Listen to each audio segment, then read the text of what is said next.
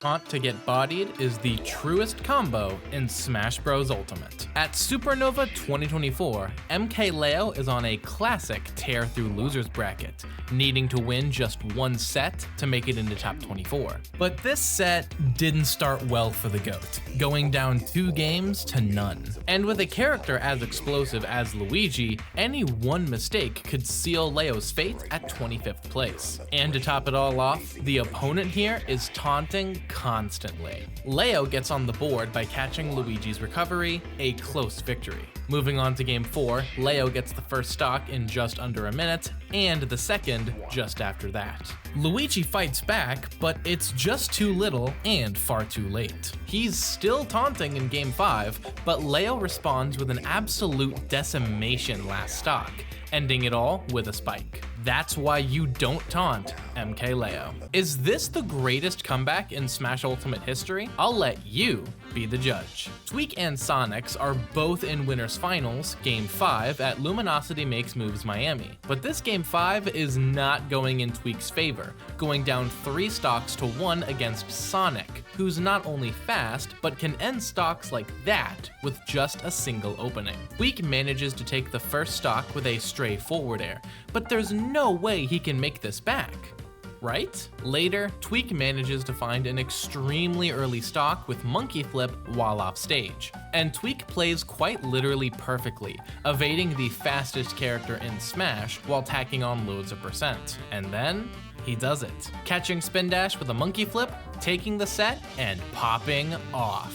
Sonics, no way! Get no way! And he wins the stock! Tweek 200%! How? Walks off looking like a beast right now! Can anything actually beat Steve now? Well, apparently, a content creator can. At Supernova 2024, Mars faced Anin, the same Steve who won here 2 years prior, exposing North America to their first, but not last, dose of Steve winning their majors. This set was as close as could possibly be, but game 1 started very dominantly, going up 3 stocks to 1, a lead Mars rode to victory. Anin woke up in game 2, taking it with a dominant victory of their own. Game 3 was yet another win for our hero, which also saw Mars light up, celebrating and smiling for the first time this set, clearly feeling confident. But Anin wasn't gonna lose without a fierce fight, bringing us to a final game. And game 5 was very close. But Mars caught Minecart with Bear,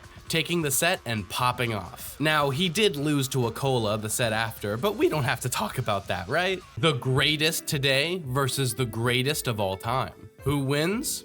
GOAT. The Throne 2 was an invitational with 16 players, and in the winners semifinals, MK Leo faced Spargo, the GOAT versus today's number 1. And while the first game was a Spargo victory, things quickly changed in MK Leo's favor. Leo came back from a full stock deficit to win game 2, using simple edge guards and a counter to take it, foreshadowing for later. Not only was MK Leo winning dominantly, he was even taunting game 3, clearly feeling confident and going up in the set 2-1. And that's when it got crazy. Starting game 4, MK Leo hit not 1, not 2, not 3, but 4 Rebels guards in a row. Then a 5th, for good measure. Ending this sequence with a spike, Spargo still had 2 stocks, but this set was pretty much over. MK Leo is the GOAT for a reason. Smash Ultimate history just got made this past weekend. A major tournament down in Japan, Sumobato SP56, saw Leaf make a run to the top 8. But Leaf mains an unusual character, Robin, considered to not be very good at all. Slow walk speed, awful tilt attacks, and some restrictive resource management mechanics hold Robin back.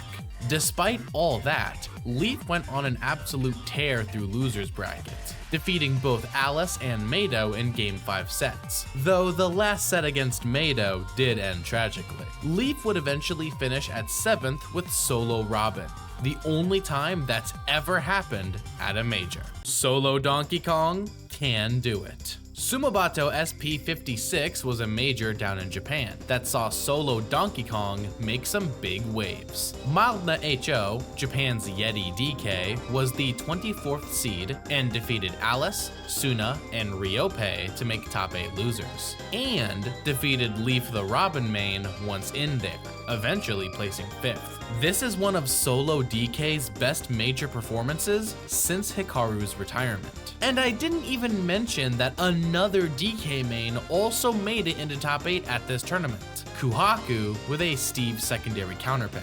Donkey Kong is the future, y'all. Luminosity Madness just went down in Florida, and here's everything you need to know in just a minute. Half of the top 8 were Luminosity Gaming members, Sonics and Tweek through Winners Bracket, Meister and Mars through Losers Bracket. The other members of the top 8 were Dominator, the highest placing Floridian, Peach Main Mudace, local hero Kobe, and also Cosmos. Mudace was the one who tore through the bracket, defeating LG members Sonics, Mars, and Meister 2 times, to make Grands to face Tweek. But Tweek was on something else and cleanly took this national tournament. Mudace was the only one in the top 4 who wasn't a Luminosity Gaming member. Truly, Luminosity Gaming brought the madness. Come watch my video on this tournament for more information on the LG Smash channel. MKLeo is known for playing a lot of characters. His signature Joker, his legendary Byleth, his standout Ike, the iconic Marth. But have you ever wondered how many characters Leo has used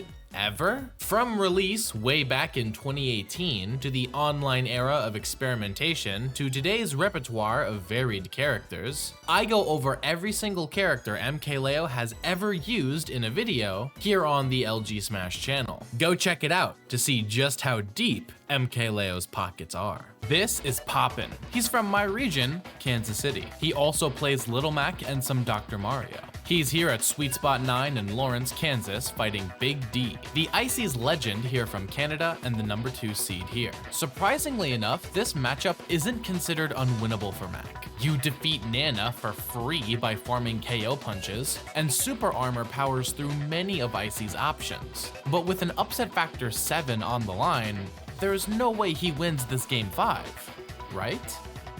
Set in the next minute. Oh! Poppin wins! Game 5! Poppin! Big D! Upset factor of 7! Upset factor of 7! The crowd is out of their seats! That's it! Oh my god! Oh my god! Oh my god! What just happened?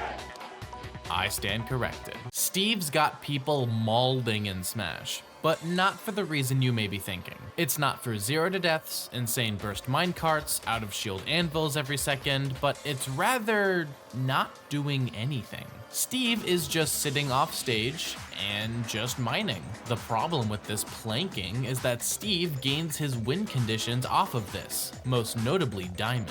And a good majority of characters can't challenge this because Steve's reversals are absolutely deadly. Some people have proposed changing the rules to target this planking strategy, ledge grab limits, some mining restrictions, and stage lists. Come watch my brand new video on this channel where I go over these solutions. Is this character secretly Smash Ultimate's new top tier? I'll let you be the judge. Insanely good juggling, spin dash like side B, 3 good projectiles, and no weaknesses? It may be more likely than you'd first think.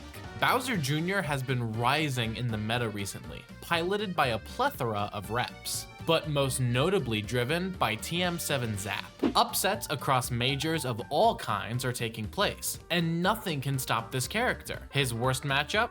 Can't stop him. Ultimate's best character? Not a chance. Top players? Yeah, you guessed it. Come watch my new video on this very channel to see all the new upsets from the blossoming player base of Koopalings. The best player in the world just got banned? Here's the story. Hurt, the frontrunner for number 1 in the world, just got placed on a 2-month ban from Smash Bros. Tournaments. In this statement from his sponsor, we see that the reasoning here is that Hurt used a delay mod on stream. Now, any tournaments Hurt was already going to attend have the choice to allow him or to not. But what's interesting to me here is the culture difference in reactions between Japan and North American Smash. In NA, we use delay mods quite regularly online, especially top players who grind Wi-Fi, so this ban seems completely ludicrous. But many Japanese competitors feel this ban didn't go far enough, wanting Hurt to receive a permanent ban. There's a massive culture difference here, but what do you all think? Was this justified?